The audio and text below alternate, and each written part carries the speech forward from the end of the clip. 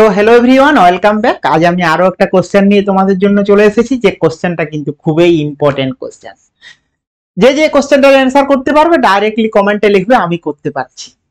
দেখো এখানে কতগুলো কনসেপ্ট তোমার ক্লিয়ার হবে। একটা হচ্ছে bromine FeBr3। So bromine FeBr3 এর সাথে কিভাবে রিঅ্যাকশন হয়, ব্রোমিন FeBr3 কোন রিএজেন্ট, কি রিএজেন্ট আমরা বলি, স্পেশাল একটা নেম রিঅ্যাকশন রয়েছে, সেটা তোমরা বলবে প্রথমে। তারপরে কি টিন এইচসিএল এর কাজ কি, এটা কি রিএজেন্ট, এটাও তোমাকে জানতে হবে।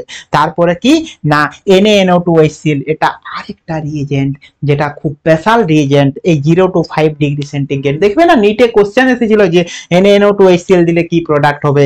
এন্ড লাস্টে কি বলেছে না consider the following sequence reaction and find the molecular mass of final product from in the gram per mole. তাহলে যে প্রোডাক্টটা তোমার ফর্ম হবে সেই প্রোডাক্টটার মাস নির্ণয় করো। দেখো কত ট্রিকি কোশ্চেন, কিন্তু এই কোশ্চেন গুলো শর্ট তোমার নিটের জন্য আসতে পারে। কিন্তু এখন যে কম্পিটিশন বাড়ছে না ডে টু ডে, তোমাকে কিন্তু প্রিপেয়ার থাকতে হবে যেই লেভেলের কোশ্চেনের উপর। কারণ এখন নিটের কোশ্চেন সিম্পল আসবে না ভাই, কমপ্লিকেটেড আসবে। কারণ ডে টু ডে অনেক ছেলে এক্সাম দিচ্ছে, তো তোমাকেও সেই জিনিসটার উপর ধ্যান দিতে হবে।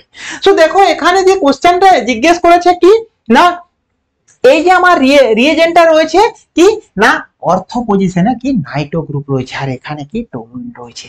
সো দেখো ব্রোমিন FeBr3 দিয়েছে।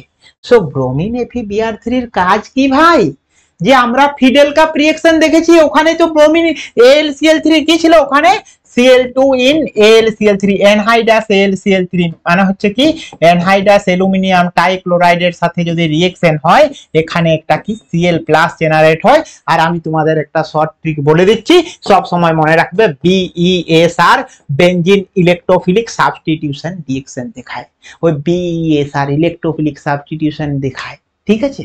তাহলে এই যে এ কোথায় গিয়ে অ্যাটাক করবে, একটা ইলেকট্রোফাইলে অ্যাটাক করবে। ইলেকট্রোফাইলটা কিভাবে জেনারেট হবে সেটা তো তোমাকে জানতে হবে না। ইলেকট্রোফাইলটা জেনারেট হবে এইভাবে যে এইখানে তোমার একটা ব্রোমিন, এখানে একটা মনে করো ব্রোমিন, আর এখানে আমি কি না Fe, এখানে Br নিয়েছি, আর এখানেও Br নিয়েছি, আর এখানে Br নিয়েছি, ঠিক আছে না ভাই। এই যে দেখো FeBr3টা নিয়েছি, এই FeBrটা কি না ব্রোমিনের ইলেকট্রোনেগেটিভিটির জন্য এই নিজের দিকে ইলেকট্রনকে টেনে নেবে। আর যদি নিজের দিকে ইলেকট্রন টেনে নেয় মানেই কি হবে, ইলেকট্রন ডেফিসিয়েন্ট। আর এটা হচ্ছে তোমার ইলেকট্রন ডেফিসিয়েন্ট সেন্টার, এর জন্য একে বলা হয় কি লুইস অ্যাসিড, কারণ এটা ইলেকট্রন ডেফিসিয়েন্ট বা নিউট্রাল ইলেকট্রোফাইল। আর একটা তুমি বলতে পারো কি না নিউট্রাল ইলেকট্রোফাইল। এই যে কারণ এটা কি না এফিটার ব্রোমিন গুলো নিজের দিকে টেনে নিচ্ছে ইলেকট্রন গুলো, যখন ইলেকট্রন নিজের দিকে টানছে তখন এটা নিউট্রাল হচ্ছে। সো এই যে ব্রোমিন রয়েছে এ কি করে না এখানে ব্রোমিনের সাথে রিঅ্যাকশন হয়ে যায়, রিঅ্যাকশন হওয়ার পরে এই যে ব্রোমিনকে যদি তুমি ভেঙে দাও কি একটা Br+ আর একটা Br-, তাহলে এই Br- যদি এর সাথে রিঅ্যাকশন হয়ে যায় তখন কি হয়ে যাবে FeBr4 এখানে মাইনাস হিসাবে থেকে যাবে। আর তোমার যে ইলেকট্রোফাইলটা হলো Br+, এই Br+ এর সাথে তোমার কার না এর ইলেকট্রোফিলিক সাবস্টিটিউশন রিঅ্যাকশন হবে। আমি কি বলেছি না বেনজিন ইলেকট্রোফিলিক সাবস্টিটিউশন রিঅ্যাকশন। তাহলে এরপরে দেখো একটা টুইস্ট, এখানেই তো টুইস্ট। দেখো এই যে Br+টা হয়েছে, এই Br+ দেখো এখানে কি এ নাইট্রো গ্রুপ রয়েছে মানে কি ইলেকট্রন উইথড্রয়িং গ্রুপ, আর এখানে CH3 গ্রুপ মানে ইলেকট্রন ডোনেটিং গ্রুপ। তাহলে এইখানে যদি তোমার এখানে এসে Br+টা অ্যাটাক হয় মানে এই ব্রোমো বেনজিন ফরমেশন হয় না, অথবা কোথায় হতে পারে তোমার এখানে বেনজিন রিংটা থাকবে, আর এখানে CH3 হবে, এখানে Br হবে, আর এখানে NO2 হবে। সো দুটোই যে কোনো একটা প্রোডাক্ট হবে। মেজর প্রোডাক্ট কোনটা হবে না, মেজর প্রোডাক্ট আমি যদি এটাকে A বলি আর এটাকে B বলি তাহলে কোনটা আমার মেজর প্রোডাক্ট হবে। জেনারেলি এই দুটো জায়গায় স্টেরিক হিন্ডেন্সের জন্য প্রোডাক্টটা অতটা ফরমেশন হবে না, কম্পারেটিভলি এটা B। এই জন্য তোমার B যে প্রোডাক্ট সেটা হচ্ছে কি তোমার অ্যাপ্রোপ্রিয়েট মানে মেজর প্রোডাক্ট। তাহলে বি যে প্রোডাক্টটা হলো সেই প্রোডাক্টটা কি না আমার এখানে বেঞ্জিন রিং থাকছে, এখানে CH3 থাকছে, এখানে তোমার NO2 থাকছে, আর এখানে তোমার বিআর হচ্ছে। ঠিক আছে, হয়ে গেছে। এরপরে দেখো এই ব্রোমিন FeBr3 রিঅ্যাকশন আমি দেখলাম। তো ব্রোমিন FeBr3 এর পরে কি আছে? Tin HCl। দেখো টিন HCl বা আয়রন HCl বা মেটাল HCl যদি থাকে তখন তোমার নাইট্রো গ্রুপ রিডিউস হয়ে কি হয় না NH2 তে কনভার্ট হয়ে যায়। তাহলে তোমার এই যে NO2 গ্রুপ রয়েছে, এই NO2 গ্রুপ কনভার্টেড টু কি হয়ে যাবে না এখানে CH3 থাকবে আর এখানে NH2 হয়ে যাবে আর এখানে ব্রোমিন হয়ে চলে আসবে। ওকে, সো তোমার এই প্রোডাক্টটা সেকেন্ড রিএজেন্ট হয়ে গেল, ফার্স্ট রিএজেন্ট হয়ে গেল। এরপর যে থার্ড রিএজেন্ট আছে NaNO2HCl, যেটা হচ্ছে বেনজিন ডাইজোনিয়াম সল্ট ফরমেশন করে। আর সেই বেনজিন ডাইজোনিয়াম সল্ট যদি আমি ফরমেশন করি তখন আমার কি প্রোডাক্ট হবে? CH3 এখানে N2 প্লাস আর ডাইজোনিয়াম মানে Cl মাইনাস, আর এখানে যা আছে আমার ব্রোমিন থেকে যাবে। এরপরে কি হচ্ছে না আমার টিন HCl NaNO2HCl দিয়ে দিলাম। তো বাকি আমার কি বেঁচে রইলো না H3PO2। আর কি হয় না H3PO2 কি হয় সাধারণত না যদি ডাইজোনিয়ামের সাথে H3PO2 রিঅ্যাকশন হয় তখন আমাদের এই জায়গাটায় হাইড্রোজেন চলে আসে। মনে রাখবে ডাইজোনিয়ামের সাথে অ্যালকোহলের রিঅ্যাকশন মিথানল, ইথানল, প্রোপানল কি হয়ে যায় মানে তোমার এখানে হাইড্রোজেন চলে আসবে। তাহলে এখানে তোমার কি যেমন H3PO2, তাহলে তোমার এই যে প্রোডাক্টটা হবে সেটা এখানে CH3 হয়ে যাচ্ছে আর এখানে হাইড্রোজেন হয়ে যাচ্ছে, আর এটা মানে কি ব্রোমোটলুইন প্রোডাক্ট হচ্ছে। এটা তোমার প্রোডাক্ট। তাহলে এই প্রোডাক্টটার মলিকুলার মাস কি এটা তোমার এক্সামে জিজ্ঞেস করেছে।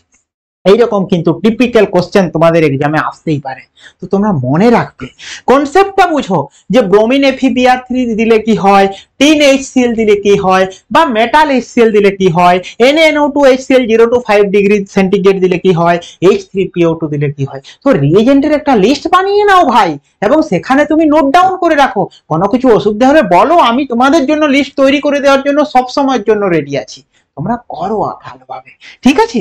সো দেখো এই যে মলিকুলটা, এই মলিকুলটার তোমাকে মাস বলে দিতে হবে। সো দেখো এটার যদি আমি মাস করি কিভাবে হবে না, দেখো আমার কাছে কতগুলো মানে আমার এই গ্রুপটা কি হলো না এই গ্রুপটা ক্যান্সেল হয়ে গেল, এখানে শুধু ব্রোমিন থাকছে, এর মাস আমাকে করতে হচ্ছে।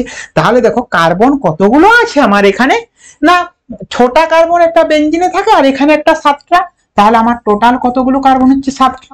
হাইড্রোজেন কতগুলো, এখানে 3টা, এখানে একটা, এখানে একটা, এখানে একটা, তাহলে 4টা হাইড্রোজেন। তাহলে 4টা 7টা আর এখানে 7টা তোমার হাইড্রোজেন আর ব্রোমিন। এটা দেখো 4টা 3 7টা হাইড্রোজেন আর একটা ব্রোমিন। তাহলে তোমার 7টা মানে হচ্ছে কি কার্বন কতগুলো 12 আমরা জানি।